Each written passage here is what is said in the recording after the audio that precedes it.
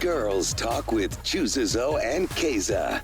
Yes, ni Girls Talk rero twinjiyemo uyu munsi turaganira nakubwiraga ntuyu munsi turaganira ku kintu gitangaje cyane. Turaganira ukuntu umuntu agaragara inyuma niba bishobora kwafekta urukundo rwanyu.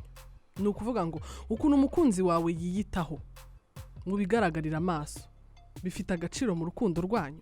Ni ukuvuga ngo kwa kundi uko akora imisatsi, kuko yambara, niba humura, mbese bimwe bigaragarira amaso, uburyo yiyitaho hari agaciro bifite mu rukundo rwanyu. Hari ikintu bishobora kongera cyangwa se bikagabanya. Ngira kuko hari umuntu ushobora kuvuga ati jewe nkunda umuntu wiyitaho, jewe nkunda umuntu wiyitaho cyane, ni ibintu ngenderaho, ni ibintu mpagaciro cyane. Nkunda umuntu wisukisha, wenda tuvuge nimba ari umukobwa, umusore ufite umukopine, ati je nkunda umukobwa umenya guhindura ibisuko, umukobwa umenya gusiga kavernika mu gihe ko yafite kashaje cyangwa se agaca inzara ze. Nkunda umukobwa uzi kwambara utuntu tujyanye, umukobwa ujyanye, mbese umuzi kwitaho. Cyangwa se nkunda umusore uzi kwambara gutya na gutya, umusore uhumura, umusore uzi gukaraba, umusore uzi kwiyogoshesha, ibintu nk'ibyo. So kuri wowe ni ikintu gifite agaciro mu rukundo. Hari n'undi ushobora kuvuga ati jewe pfa kuba wakarabye birahagije, ibyo kuvangura jyanisha, urambara ibijyanye, urambara ibigezweho, urambara ntacyo bimbwiye, pfa kuba wakarabye usa neza ufite isuku birahagije. Kuko ahangaha ntago turi kuvuga ngo utiyitaho bigeze ahangaha ni wa muntu w'umunyamwanda. Hoya, hari umuntu uba ukaraba yego afite isuku, ariko atari wa muntu nyine ubona aho rasa neza. Hari umuntu ubona niba ari umusore ukabona wera yambaye utwenda, agashati kajyanye wenda n'agakweto, ukabona wenda arahumura, wa undi bandita abanyamingara. Umunyamingara wa undi uzi kwambara, uzi kwita ubuhumura, nimba ari kwiyogoshesha kubiseho umuco, ntabwo ajagaraye ufete. Hari n'undi wivugira uti ntacyo bintu wahe. So kuri wowe uruhare rwawe nako uruhare rw'uko nguko umuntu asa, umukunzi wawe kwasa hanze bifite agaciro mu rukundo rwanyu. Ni kuri 0788381023 ukampamagara ukambwira agaciro bifite. Niba wowe kuri wowe bifite agaciro kanini, cyangwa se wowe ntacyo bitwaye, uko yaba ameze kose pfa kuba yakarabye. Hari umuntu wimerera gutya ati ngewe rwose mu gihe wakarabye nta kindi, ntacyo bintwaye ibyo byo kwigira gutya. Hari n'abatabikunda by the way, abantu bavuga ngo ni umwiryo. Hano bavuga ngo ya ngewe umuhungu wiyambika neza, cyangwa umuhungu uhumura, cyangwa witera amaparfait, cyangwa umukobwa wisukisha, cyangwa umukobwa wisigisha inzara, cyangwa wigira gutyo, mba mbona ngewe arenze ari uwahatari.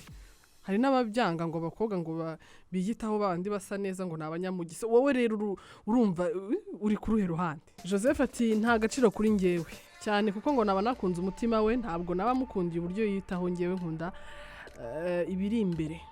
Okay, ni Joseph. Innocent ye baba we, ibyo nibyo bishobora kunshitura pe. Umukobwa ugira isuku, ariko Keza mbabarira nsuburiza abanyeshuri ntashyize ntashyo ntago zikunda. Ati Moyize ati ngiye bintera ishema iyo yiyitaho, bituma mukunda cyane, bituma mukunda kurushaho. Ni ukuvuga ngo Moyize we kwiyitaho, wa muntu w'umunyamingara, ni ikintu gifite agaciro mu rukundo. Brad Adams ati bonsoir Brad, uko yiyitaho bifite agaciro, yego sicyo kibanza, ariko gusa neza ku mupatna wawe bituma utarambirwa kumubona, bituma utanagira igitekerezo cyo kunirebera ku bandi, kuko ubibona ku mukunzi wawe. Okay, ni Brad Adams. Hayisa ati good evening to you Keza. Good evening, how are you doing today? I'm doing so fine. Ati ngiye ko umuhungu yakwitaho agahumura agasa neza. Atagahumura agasa neza, akambara neza, bifite agaciro gakomeye cyane muri relationship yacu, azin kuri nge. Ahubwo ngo bingana n'100%.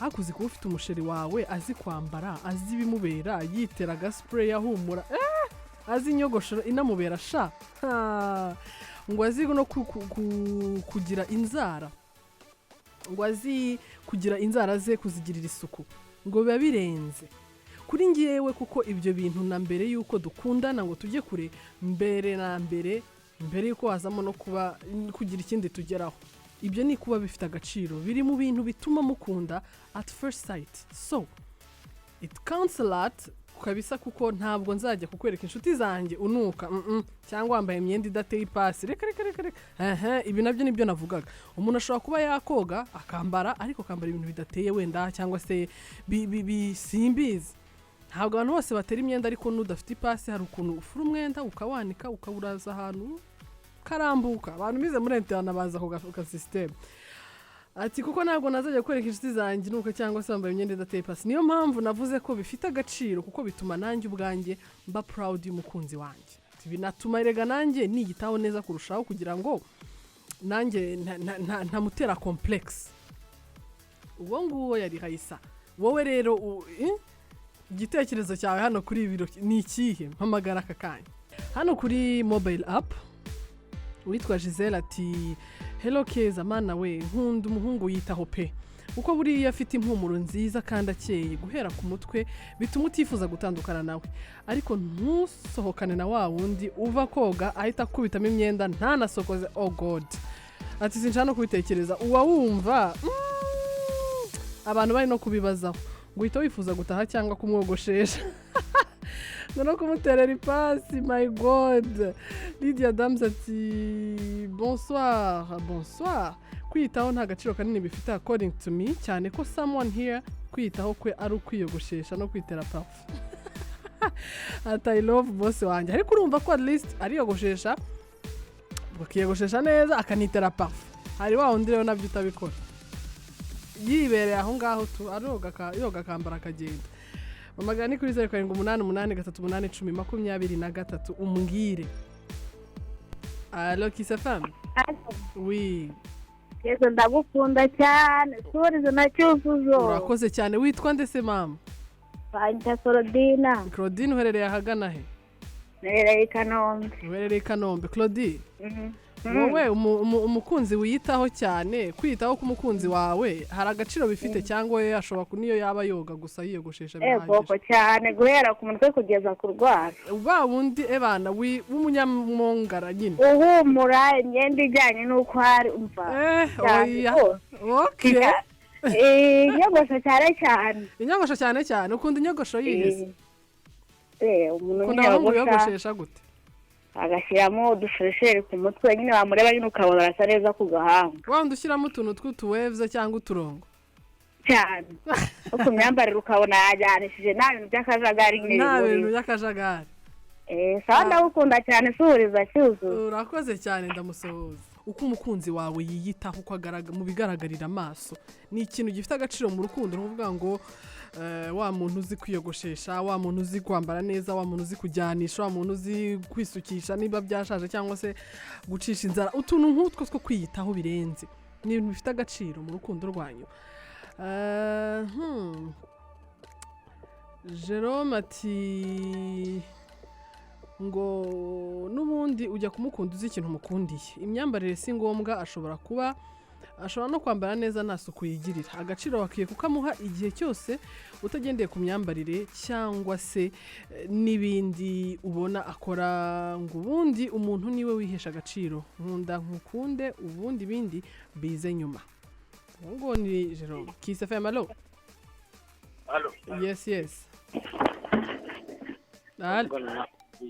ndavugana nande ari yego ari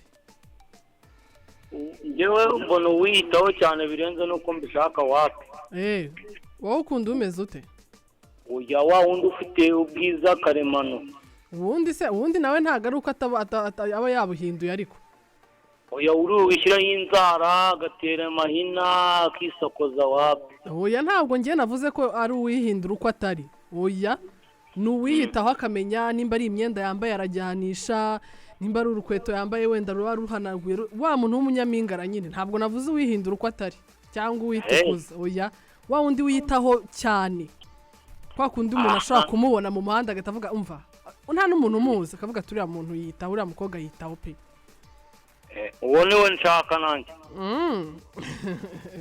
sawa urakoze ati uwo niwe nshaka nanjye ahangaha nimunyumve nabi ntabwo navuze ko ari wa undi wihindura hoya uko ari kose ariko yiyitaho kwa kundi ushobora kubona umuntu mu nzira mutanaziranye ukamureka ukavuga ati wawe uriya muntu yiyitaho pe uriya muntu arasa neza arakeye cyarimo turaganira nimba ari gushyiraho urushinge rwawe aka kanya turimo turaganira aho nakubazaga nti ese ukuntu umukunzi wawe yitaho mu bigaragarira inyuma wa muntu wiyitaho cyane ni ibintu bifite agaciro mu rukundo rwanyu cyangwa wowe ikipfa kuba mukundana ibindi byo kwiyitaho inyuma ntacyo bikubwiye. Allo Kiss FM. Oui. Allo. Yes. Turavugana nandi. Ni Amos mu Ruhango. Yego Amos. Rero. Agiye buriya abakobwa nabo hari igihe bize cyane ubwo bavuga ngo umusore niwe ugomba kwiyitaho birenze hari n'umukobwa akabisura bukavuga nagakwiye kujya mu rugo.